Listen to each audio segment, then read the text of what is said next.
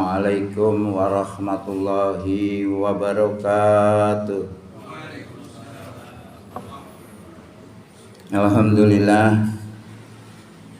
Alhamdulillahi rabbil alamin wa bihi nasta'in ala umurid dunya waddin.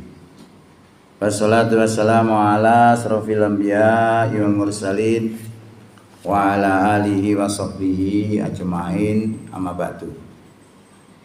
Bapak Ibu jamaah Masjid An-Nur Munala rahimakumullah. Syukur alhamdulillah di pagi hari ini kita bisa hadir untuk sholat subuh berjamaah yang dilanjutkan dengan kultum yang khusus membahas masalah tafsir Quran. Mudah-mudahan kehadiran kita di pagi ini diterima sebagai amal soleh di sisi Allah Subhanahu wa Ta'ala. Pada Selasa yang lalu sudah kami sampaikan surat 8 ayat 8 surat Al-Baqarah yang berbicara tentang kemunafikan.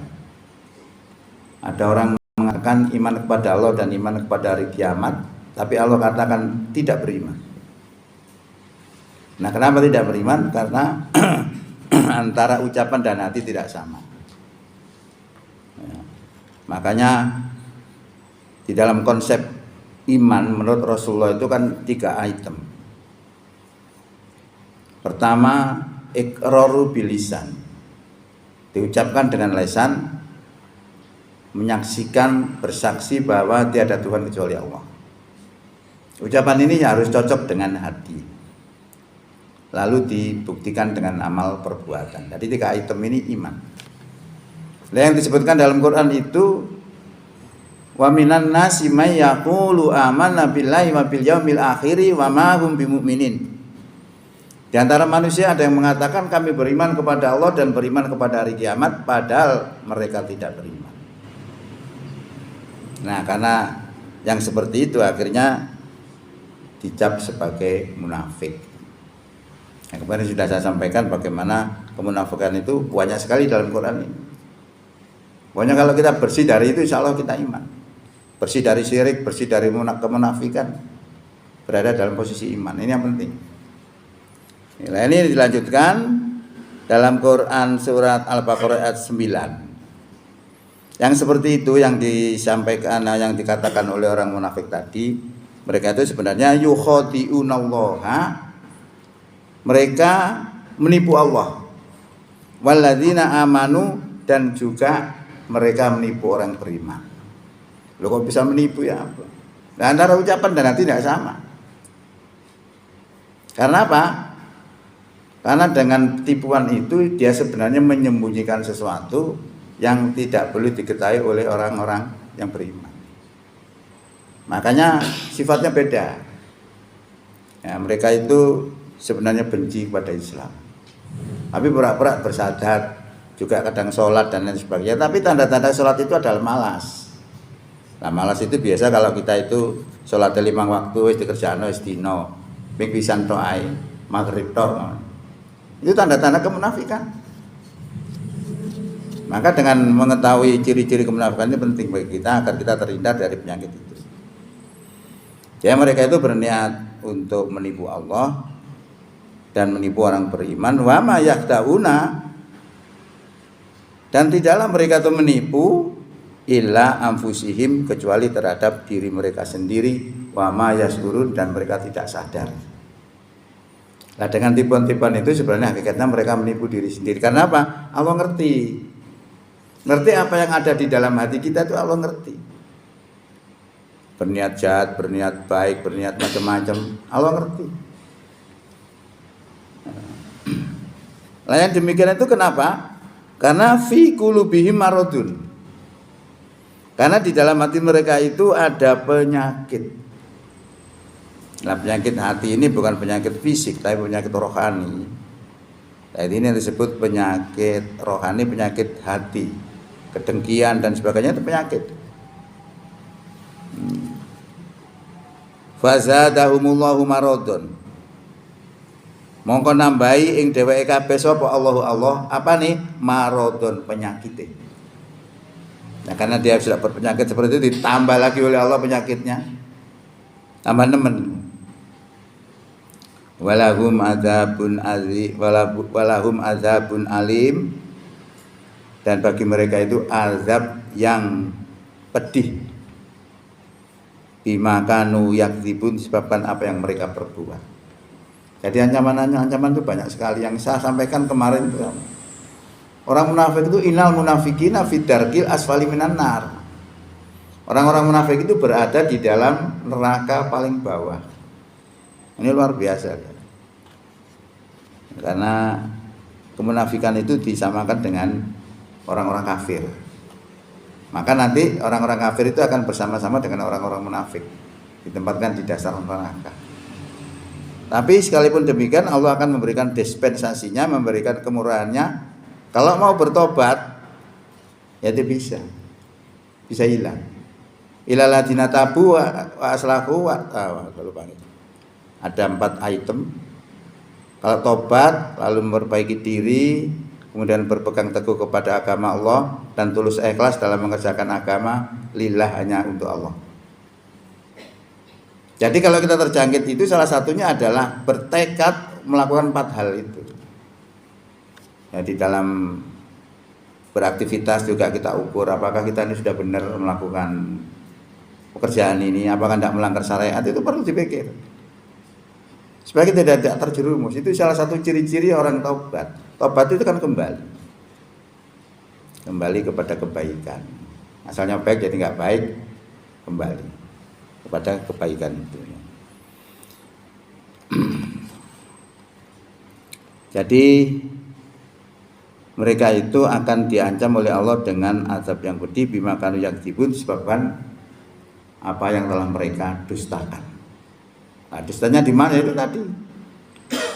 Dustanya ucapan dengan hati tidak sama. Wa idza lanalikane kila den ucapno lahum marang wong munafik mau la tufsidu, aja sira gawe kerusakan fil ardi ing bumi. Qalu dhewe padha ngucap innama satemene nahnu muslihun, satemene ingsun iku gawe kebaikan. Nah itu cirinya. Jadi cirinya ketika itu disampaikan bahwa jangan buat kerusakan bumi. Dia bilang saya tidak buat kerusakan, saya ini membuat perbaikan. Nah menurut dia itu merasa itu membuat perbaikan menurut versi orang munafik. Tapi dalam pandangan Allah mereka buat kerusakan, karena selalu menyalahi daripada apa yang diperintahkan Allah Subhanahu wa taala. Jadi di sini disebutkan ciri-ciri mereka itu kalau diberitahu mereka ngeyel gitu. Aku gak kayak kerusakan, aku gak kebaikan. Ala kawarono innahum sak temene wong munafik mau humul mufsidun, wong sing gawe kerusakan. Ya kalau kita lihat orang-orang sekarang itu ya begitu, membuat satu kebijakan, dia merasa itu berbuat kebaikan, tapi untuk dirinya sendiri, bukan untuk kemaslahatan umat, tidak. Karena dia akan mempunyai agenda itu yang bisa menyelamatkan dirinya, agar dia bisa merencanakan rencana-rencananya. Makanya munculnya kebencian kepada Islam dari umat Islam sendiri, yaitu munafik. Tidak mungkin orang Islam itu benci kepada Islam, tidak mungkin. Kalau umat Islam benci kepada Islam, artinya ada yang nggak beres. Nah ini perlu dilihat ini.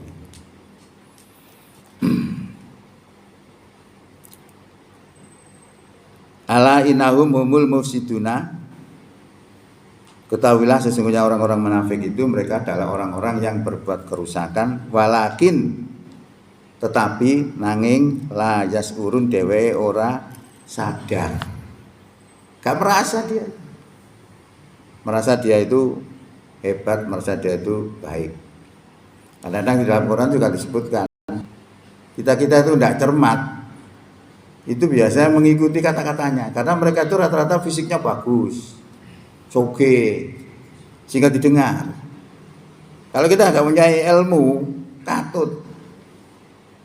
Nanti dijelaskan di dalam Quran surat Al-Munafikun surat 63 itu khusus satu surat membahas tentang orang-orang munafik. Itu salah satunya begitu. Apabila mereka berkata, kamu dengar, mereka itu menakjubkan karena fisiknya hebat-hebat, kaya, punya pengaruh, sehingga kita dengar. Padahal munafik. Nah ini kita harus mengetahui dengan ilmu-ilmu yang ada dalam Quran ini, supaya kita nggak terjebak gitu. Wa idza qila lahum lan nalikane den ucapno lahum marang dheweke kabeh aminu imano sira kabeh kama amanan nas kaya dene imane para manungsa. Nek kita sampaikan mereka itu kepada mereka itu imano sira iku kaya dene imane para manungsa-manungsa iki. Dhewe ngomong qalu anu'minu kama amanas sufaha. Dhewe ngucap, apakah kami akan beriman kama amanas sufaha kaya dene imane wong sing bodho-bodho. Jadi kita itu dianggap orang bodoh menurut mereka itu ya. Dianggap imane wong sing bodho. Ala ketahuilah innahum sak temene dheweke kabeh iku humul humus sufaha. Sak temene dheweke kabeh iku wong sing bodho-bodho dhewe. Walakin tetapi la ya'lamun dheweke gak ngerti. Nah ini membahas tentang kemunafikan itu sampai ayat 20 sebenarnya. Maka Al-Baqarah pembukaan itu ditampakkan bagaimana orang beriman itu, bagaimana orang kafir itu, bagaimana orang munafik itu. Ini seleksi untuk kita supaya kita itu bisa mengkoreksi diri. Apakah kita terjangkit atau tidak? Yang selamat nanti orang beriman. Karena orang beriman itu dijanjikan Allah surga.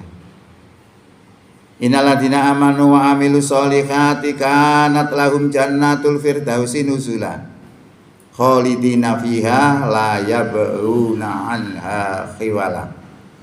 Sesungguhnya orang yang beriman dan beramal soleh adalah surga tempat tinggalnya. Mereka kekal di dalamnya dan tidak kepingin pindah daripadanya.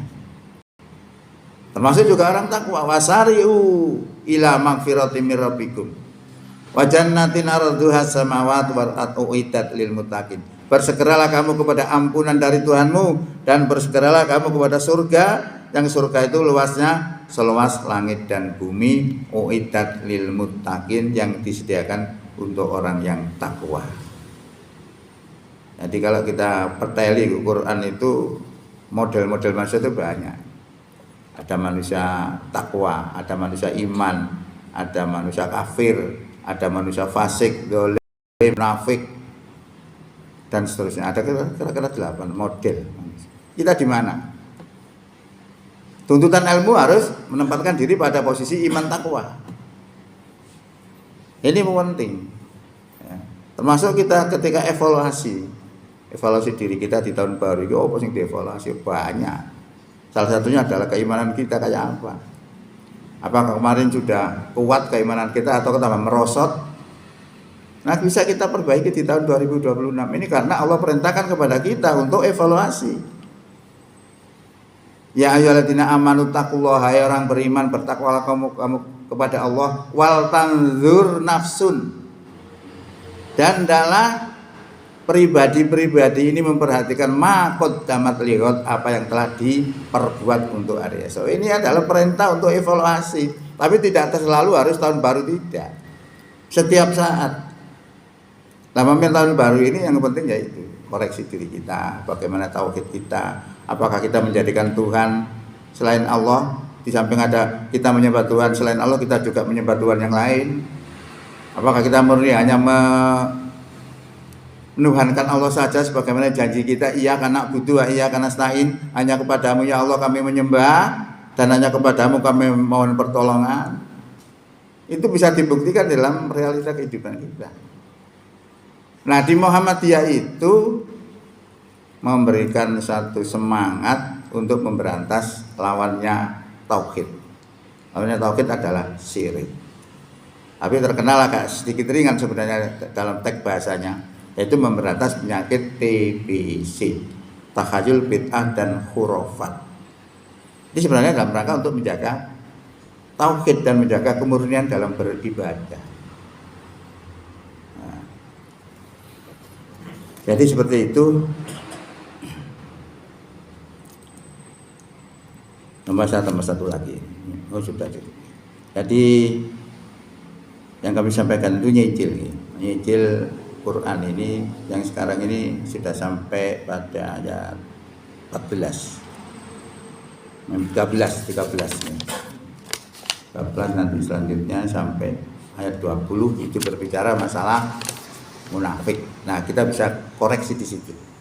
Apakah kita berada di situ atau tidak? Kalau kita berada di situ, syaratnya melakukan 4 hal. Taubat, lalu mengadakan perbaikan, berpegang teguh kepada agama Allah, tulus ikhlas dalam menjalankan agama lillah hanya untuk Allah Subhanahu wa taala. Pun teman-teman mudah-mudahan manfaat. Billahi taufiq wal hidayah. Assalamualaikum warahmatullahi wabarakatuh.